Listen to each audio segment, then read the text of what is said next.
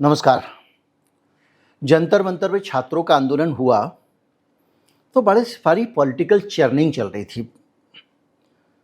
Background में चल रहा था कि इसका लाभ किसको होगा, कौन आदमी इसका लाभ उठाएगा, किस पार्टी की तरफ ये रुख होगा, कॉकरोच जनता पार्टी के सचमुच एक पॉलिटिकल विकल्प बन के आएगी या ये भारतीय जनता पार्टी का प्लान है, उसने प्लांट किया है, या ये कांग्रेस पार्टी ने इस पूरे माहौल को, तमाशे को लूट लिया और जो प्लानिंग थी बीजेपी की, वो बीजेपी की प्लानिंग फेल हो गई।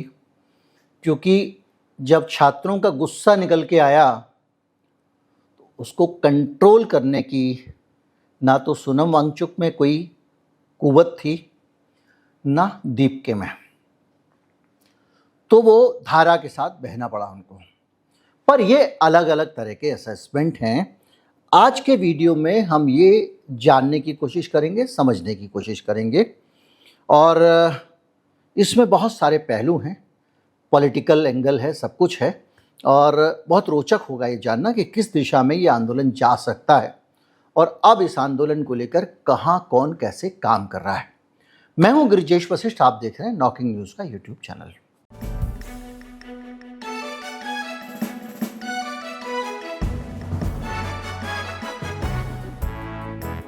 अगर आप मुझसे पूछेंगे तो आज भारतीय जनता पार्टी को अगर सबसे ज़्यादा किसी की तरफ से डर है इस आंदोलन के बाद, तो पहले नंबर पे राहुल गांधी से है और दूसरे नंबर पे लेफ्ट पार्टियों से है। कैसे है इस पे बात करेंगे, उससे पहले एक ट्वीट देखते हैं। ये ट्वीट है दीपके का। दीपके लिख रहा है 25 तारीख को कि अब मैं सोने जा रहा हूँ। 25 तारीख से वो आदमी सो रहा है। उसके बाद अभी तक कोई ट्वीट नहीं आया। एक ट्वीट पार्टी की तरफ से आया अभी कुछ देर पहले, और उस ट्वीट में ये कहा गया है कि हमसे सरकार ने जो वादा किया था वो नहीं निभाया है, सिर्फ यहाँ तक। लेकिन जो आपने वादा किया था उसका क्या? कल मैंने जो वीडियो बनाया था उसमें बाकायदा एक दीपके का बाइट लगाया था, जिसमें वो ये कह रहा है कि जिस आदमी ने बच्चों के साथ अत्याचार किया है उनको सजा दिलवाई जाएगी, उनको उनके अंजाम तक पहुंचाया जाएगा। सिर्फ इस्तीफे से काम नहीं चलेगा। इस्तीफे के बाद का बयान था, पर दीपके सो गया। ये जो पुलिस वाले गुंडों ने हरकत करी थी 20 तारीख को, उसके ऊपर पुलिस वालों के ऊपर एक्शन तो होना ही चाहिए। DCP Sandeep Lamba, ACP Ajay Sharma, Sachin Sharma. जब दीपके सो गया तो इन बच्चों को, जिनके ऊपर AK-47 चलाने के आरोप लगे, संसद में मामला आया, एक आदमी को सस्पेंड किया गया है। तस्वीरें आई हैं कि वो, उसकी जो बंदूक की नाल है वो आसमान की तरफ नहीं है, लेकिन भारतीय जनता पार्टी की तरफ से संबित पात्रा ने कहा कि वो हवाई फायर कर रहा था। लेकिन हवाई फायर भी ऑटोमेटिक असॉल्ट राइफल से अगर आप करोगे तो ये थोड़ा सा, नॉर्मल तो छोड़िए, एक नेक्स्ट लेवल का हो गया। इतना तो अभी कहीं भी नहीं हुआ है। दूसरा, कश्मीर में भी भीड़ के ऊपर AK-47 नहीं चलाई गई है। पैलेट गन का मसला भी उठा। किसने उठाया मसला? मसला उठाया राहुल गांधी ने, संसद में उठाया। उसको लेकर बवाल हो रहा है। उसने उन बच्चों को लेकर प्रेस कॉन्फ्रेंस की जिनको छर्रे लगे हैं। उसने उन लड़कियों को, उन बच्चों को जा के मिल रहा है। जो लड़का कल वहाँ आंदोलन में आया, उसके घर जाके मिला। झुग्गी में रहता है, बिल्कुल बेहाल हालत में, स्लम में। उनके घर राहुल गांधी ने मुलाकात की। तो जो सीन दिख रहा है, उस सीन में देखा जाए तो अब जब ये छोड़ के चले गए सोने, पिटने के बाद बच्चे इनके भरोसे लड़ने आए थे। पहले तो जिस दिन रैली थी उस दिन पिटवाया, ये लोग खुद ना तो गिरफ्तार हुए, ना उसमें आगे अगुवाई कर रहे थे, गायब हो गए थे।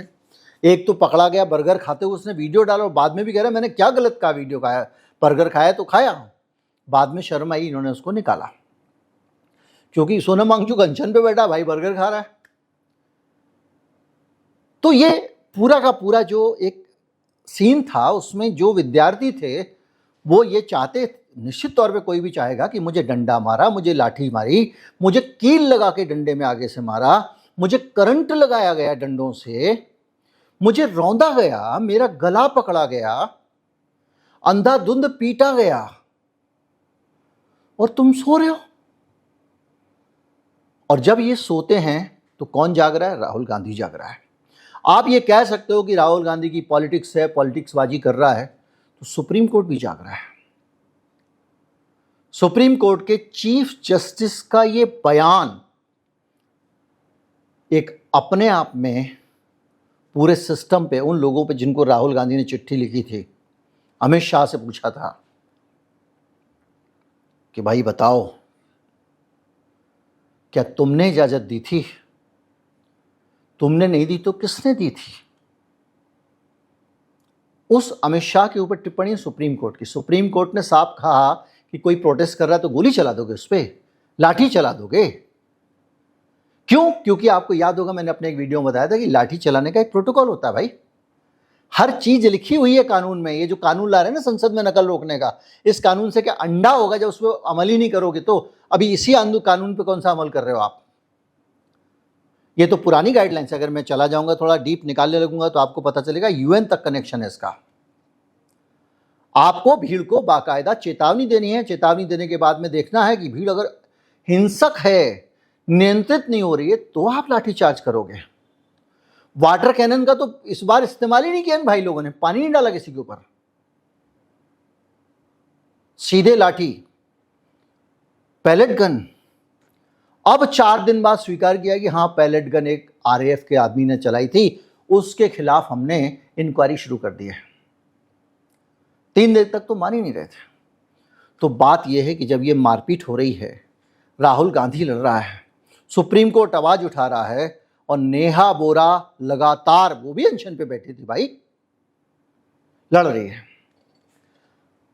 सोनम वांगचुक के, उनकी पत्नी के संग से नज़दीकियों के बहुत सारी तस्वीरें आपने देखी होंगी। एक और वीडियो आया है, उस प्रोग्राम में आगे मैं सुनवाऊंगा आपको। पहले आप सुनिए नेहा बोरा। नेहा बोरा बता रही हैं कि देश में किस तरह से अत्याचार चल रहे हैं। सुन लीजिए वीडियो, फिर आगे बढ़ते हैं। भागलपुर से 50 से ज़्यादा छात्रों को बिहार पुलिस ने उठाया है। बेगूसराय से 8 से ज़्यादा छात्रों को उठाया है। दरभंगा में 32 से ज़्यादा छात्रों को उठाया है। छपरा में कल ही 200 से ज़्यादा छात्रों को अरेस्ट किया गया है। औरंगाबाद में 3 से ज़्यादा छात्रों को अरेस्ट किया गया है। ये मुंबई में जो प्रदर्शन चल रहे थे पेपर लीक के खिलाफ, उनमें 2 छात्रों को गिरफ्तार किया है। सरकार के छात्रों के दिए हुए आश्वासन का साफ सीधे रूप से उल्लंघन है। अगर इतने बड़े आंदोलन के बाद सरकार के किए वादे से सरकार आज पीछे हटती है, तो वो छात्रों और नौजवानों का आंदोलन जो जंतर मंतर पे चल रहा था, उस आंदोलन को बिहार पहुंचाने में हमें कोई दिक्कत नहीं होगी अगर बिहार में अरेस्टेड छात्रों को जल्द से जल्द रिहा नहीं किया जाता है। भाग्या भारती का केस, ये वीडियो एक और है, उसके सीसीटीवी का फुटेज है। ये रात को 20-25 लोग उसके घर पहुंचे हैं, जिसमें कुछ पुलिस की भर्ती में हैं। उसके घर में घुस गए हैं, तलाशी ली है, मोबाइल फ़ोन चेक किए हैं, और ये कहा है कि उसको समझा देना, उसकी ज़िंदगी बर्बाद हो जाएगी। भाग्या भारती कौन है? भाग्या भारती यूथ कांग्रेस की नेता है। भाग्या भारती बाकायदा पटना यूनिवर्सिटी में एआईएसएफ की प्रेसिडेंट रही है। ये यूथ कांग्रेस की वाइस प्रेसिडेंट है। ये किसी कार्यक्रम में हिस्सा लेने के लिए गई हुई थी, शहर में नहीं थी। उसके घर पुलिस रेड होता है। एक और तस्वीर आई है पुलिस रेड की। इस तरह के कहानियां, और आपने देखा ही, अभी आपको बता ही दिया किस तरह से नेहा बोरा ने, कि किस प्रकार से दमन हो रहा है हर तरफ। असम में दमन, महाराष्ट्र में दमन, बिहार में दमन, बंगाल में दमन, लगातार। और भैया भारतीय जनता पार्टी वालों, आप तो पॉलिटिक्स के मास्टर हो, क्या चुनाव आयोग को ज़्यादा भरोसा हो गया है? ये जो कर रहे हो तो उल्टा जाएगा। मोदी जी समझ रहे हैं कि हम अब इनको युवाओं को ज़्यादा डिस्टर्ब ना करें। वो आदमी 1 बजे खड़ा होकर रात को मित्रों को फ्रेंड्स कह रहा है, क्योंकि वो जान रहा है कि उसका मतलब क्या है, इस जेनजी का मतलब क्या है। और आप उसी जेनजी को डराने की कोशिश कर रहे हो। डरे तो वो उस दिन भी नहीं थे जब गोलियां सामने थी। तो जब आप ये कर रहे हो, प्रेशर में ला रहे हो, घर वालों को डरा रहे हो, इस तरह का दमन कर रहे हो, तो मत भूलो कि तुम्हारे घरों के अंदर भी जेनजी है। भारतीय जनता पार्टी के घरों के अंदर भी इसके खिलाफ इंकलाब की आवाज़ उठी है। ये अलग बात है कि बहुत सारे लोग इस बात को मुखर रूप से नहीं कह पाए, बहुत सारे लोग घर में कह के रह गए, लेकिन ऐसे भी लोग बहुत सारे थे जो बाकायदा यहाँ पर आए। टिहरी की युवा मोर्चा की पदाधिकारी जंतर मंतर पे मौजूद थी, वाइस प्रेसिडेंट, नाम है मणिका राणा।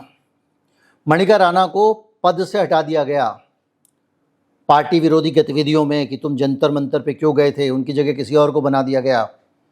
वो बाकायदा भारतीय जनता युवा मोर्चा की मंडल अध्यक्ष थी, नई टिहरी जिले की। उसको हटा दिया गया क्योंकि वो यहाँ आई। आप इससे अंदाज़ा लगाइए कि किस तरह से बीजेपी नेताओं के घर के अंदर भी, चलिए एक इसको मान लेते हैं कि युवा मोर्चा की नेता थी, भावनाओं में बह गई होगी। हालत ये है कि एक डॉक्टर स्तुति शर्मा है। डॉक्टर स्तुति शर्मा भारतीय जनता पार्टी के मध्य प्रदेश के अध्यक्ष रहे हैं, वीडी शर्मा उनकी पत्नी हैं, सांसद हैं। उनकी पत्नी ने बहुत भावुक पोस्ट फेसबुक पे लिखा, बच्चे हैं, जाति मत करो, बात कर लो, मना लो, नहीं मान रहे हैं उनकी बात मान लो, जुल्म मत करो। भारतीय जनता पार्टी के नेता की पत्नी ने लिखा, डॉक्टर स्तुति शर्मा। और बाद में दबाव इतना था कि उनका माना जा रहा है कि फेसबुक से पोस्ट ये डिलीट हुआ। कुछ समय तक ट्विटर पे था, पता नहीं बाद में ट्विटर से भी हटा लिया इन्होंने, क्या किया होगा, क्योंकि सबको अपनी नौकरी का डर लगता है। दिविसा महंता, असम में केशव महंता हिमंता बिश्वा शर्मा की कैबिनेट में मंत्री हैं। उनकी बेटी असम से दिल्ली आई प्रोटेस्ट में हिस्सा लेने के लिए, सीजेपी वाले प्रोटेस्ट में। धर्मेंद्र प्रधान के इस्तीफे की मांग की, नारे लगाए, और उसने साफ साफ कहा कि मैं तो धर्मेंद्र प्रधान का इस्तीफा चाहती हूँ। मंत्री की बेटी, बीजेपी के मंत्री की, मुख्यमंत्री को बयान देना पड़ा कि देखो भाई, हर व्यक्ति के अपने स्वतंत्र विचार होते हैं, उनकी बेटी का भी स्वतंत्र विचार है। विचार स्वतंत्र हो या ना हो, पर आप ये मान के चलिए कि आपके घर के अंदर भी लोग आपसे सहमत नहीं हैं, इस बात को रजिस्टर करना चाहिए। ये देश की आवाज़ आपको बताता है। भाजपा के सांसद हैं, भाजपा सांसद अपराजिता सारंगी, उनकी बेटी ने सोशल मीडिया पे छात्रों के आंदोलन को समर्थन करते हुए एक लंबा पोस्ट लिखा। अपराजिता सारंगी बेटी का नाम है। जब धर्मेंद्र प्रधान का इस्तीफा हुआ तो उसने सेलिब्रेट करते हुए एक पोस्ट लगाई, और उसके बाद ये पोस्ट उसकी हो गई वायरल। उसके ऊपर दबाव बनाया जाने लगा कि स्टोरी डिलीट करो। उसकी माँ धर्मेंद्र प्रधान का समर्थन कर रही थी, लेकिन उसने स्टोरी नहीं हटाई, और धर्मेंद्र प्रधान के पीए को टारगेट करते हुए एक और पोस्ट लिखा, मेरी माँ को ज़्यादा दबाव बनाने की ज़रूरत नहीं है, ये मेरे अपने विचार हैं। यानी भारतीय जनता पार्टी के अपने नेता उसी ओडिशा के नेता जहां से धर्मेंद्र प्रधान आते हैं, इस मामले पर युवाओं के साथ खड़े थे। तो ये जो सीन दिख रहा है ना, ये उतना आसान सीन नहीं है। भारतीय जनता पार्टी के घरों के अंदर भी लोग युवाओं के साथ हैं, लेकिन आंदोलन को जो लोग लीड कर रहे थे, जो अनशन करके बैठे हुए थे, उन्होंने एक पोस्ट लिखा कि देखो मैं तो बहुत घुटा महसूस कर रहा था, मेरे परिवार को नहीं आने दिया जाना था, तो बहुत लोग द्रवित हो गए। आंदोलनों में ऐसे ही होता भैया। दूसरा, कोई आदमी जब आईसीयू में भर्ती होता, आपका कोई रिश्तेदार भी रहा होगा, या नहीं तो किसी एनेस्थीसिया वाले डॉक्टर से पूछ लीजिएगा कि आईसीयू साइकोसिस क्या होती है। जब आईसीयू में डॉक्टर रहता है तो उसको बंदा भर्ती रहता है, आधे लोगों को तो ये लगने लगता है ये डॉक्टर मेरे खिलाफ साजिश करके मुझे मारना चाहता है। तरह तरह के ख्यालात आते हैं, एक तरह की मानसिक अवस्था है, वो हो ही जाती है। तो वो कह रहे हैं कि उस दबाव में उसने अनशन तोड़ लिया। ज़रूरत क्या थी बीजेपी नेताओं के साथ अनशन तोड़ने की? उससे पहले तोड़ लेते। बेहतर होता जब उनको अस्पताल ले जा रहे थे तभी तोड़ देते। कह रहे हैं मैं आंदोलन में रहना चाहता हूँ, फ्रंट से लीड करना चाहता हूँ। तब तो वहाँ पे उनको पता चला 2 दिन बाद क्या होने वाला है, तो घटनास्थल से हट गए। लेकिन ये बात मैं इसलिए नहीं कह रहा हूँ, उनको तो लीड करना ही चाहिए था। बच्चे पिटे, वहाँ नेताओं को मौजूद होना चाहिए था। बच्चे घायल हुए तो उनको ज़्यादा घायल होना चाहिए था। बच्चे गिरफ्तार हुए तो उनको भी उठाया जाना चाहिए था, लेकिन ऐसा नहीं हुआ है। इस आंदोलन को बहुत ज़्यादा रियायतें मिली हैं अलग अलग समय पे, मैं बता चुका हूँ सरकार की तरफ से। लेकिन सोनम वांगचुक की श्रीमती जी का एक वीडियो आया है। वो वीडियो बताता है कि वैचारिक रूप से प्रतिबद्धताएं कहाँ हैं। और जब इस वीडियो को आप सुनते हैं तो आपको वो पूरी कहानी, पूरा इतिहास सोनम वांगचुक का जो बार बार शेयर हुआ इस आंदोलन के दौरान, बीजेपी से दोस्ती, धर्मेंद्र प्रधान के साथ उनका फोटो, एक भी कश्मीर के संघर्ष में साथ ना देना, और एक उपराज्यपाल के कहने पे आंदोलन में अनशन करना चले आना, ये सारी चीज़ें ऐसे ही नहीं हैं। कम से कम उनकी पत्नी के ये बयान सुनिए जो पूरी तरह से 200% गोमूत्र ब्रिगेड के बयान दिखते हैं। ये वीडियो सुनिए, फिर बात करते हैं। More than 1000 years before Pythagoras, in 800 BC, it was Bodhayana who had in the Sulba Sutra, written about that theorem. But they think it is Pythagoras. Center of Islamic Studies and the Center of Chinese Studies is so well funded compared to the Center for Hindu Studies. So people shy away from funding Hindu studies. I don't know why. They may set up a chair in some AI or something, but they are shy of funding Hindu studies. And that's why I believe that India is the only country that is the custodian of this Sanatan Dharma.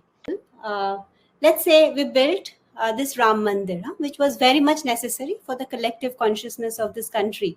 But what were temples earlier? They were truly temples, not just of worship, but also of learning. But if you go to all the Jyotirlings, first of all, where is Swachh Bharat in those temples? Secondly, there is no heritage restoration there. And thirdly, again, people are just coming and doing Abhishekam and those rituals without understanding who is Shiva, what does he stand for. There is nobody there teaching them what was actually happening. So when we say Hindu Rashtra or Hindutva, we have to go a little more deeper than what we have been doing so far. It is not jingoism, or it is not, this kind of political sloganeering alone. We have to do genuine work. As it is, we lost 9 million books, and this was 1500 years before the Oxford Library was set up in Nalanda, when Bhaktiyar Khilji burnt it, and it took 3 months. It kept burning for 3 months. So we have, for instance, this whole Aryan invasion theory. How many Indians have taken the trouble? How many Indians have taken the trouble to find out? Because that is the basis of who we are, And there are books like how many Indians have taken the trouble to find out the dating of Rig Veda? We will just parrot if some Western scholar says they were just 1,000 years old, Yes. But there are studies, carbon dating, and linguistic studies, the study of River Saraswati, which the scholarships exist in India, which date Rig Veda back to 8,000 years, and that shifts a lot of narratives. Free. Unfortunately, we had a prime minister who had very good intentions, but had a very westernized intellect. So if we had a different prime minister, then it would have been a different story. Yes.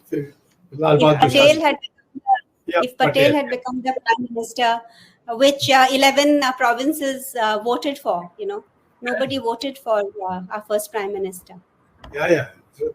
So Mahatma Gandhi who forced Patel to yield in his favor. Yeah, he had to yield because everybody wanted partition. It's another story. Yeah, but Sri Aurobindo has said that partition will and must go. It will go. There's no question. It's already happening. They are unraveled, getting unraveled. They are already in 2 pieces. It will be soon in 4 pieces. You don't have to worry about that. But if we do, भाषा है वो, जो राष्ट्रीय भाषा वो संस्कृत ही होनी चाहिए.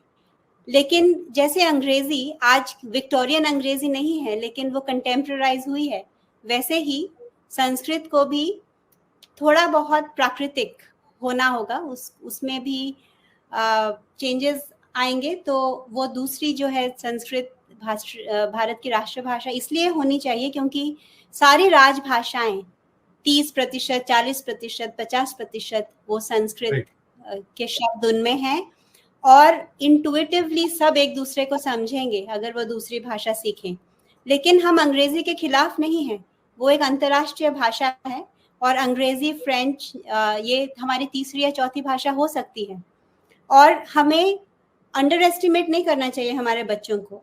कुल मिला के जो सीन दिख रहा है वो सीन ये दिख रहा है कि भारतीय जनता पार्टी के खिलाफ एक आंदोलन खड़ा करना, जैसी मैंने आशंका बताई थी, संसद के सत्र से ठीक पहले पूरे माहौल को एक ऐसी जगह ले जाना जहां से भारतीय जनता पार्टी को संसद में अपने तमाम कंट्रोवर्शियल बिल जो कई बार लाना चाहती थी वो उनको पास कराने में आसानी हो, क्योंकि पहले से जनता में उसके खिलाफ माहौल ना बने.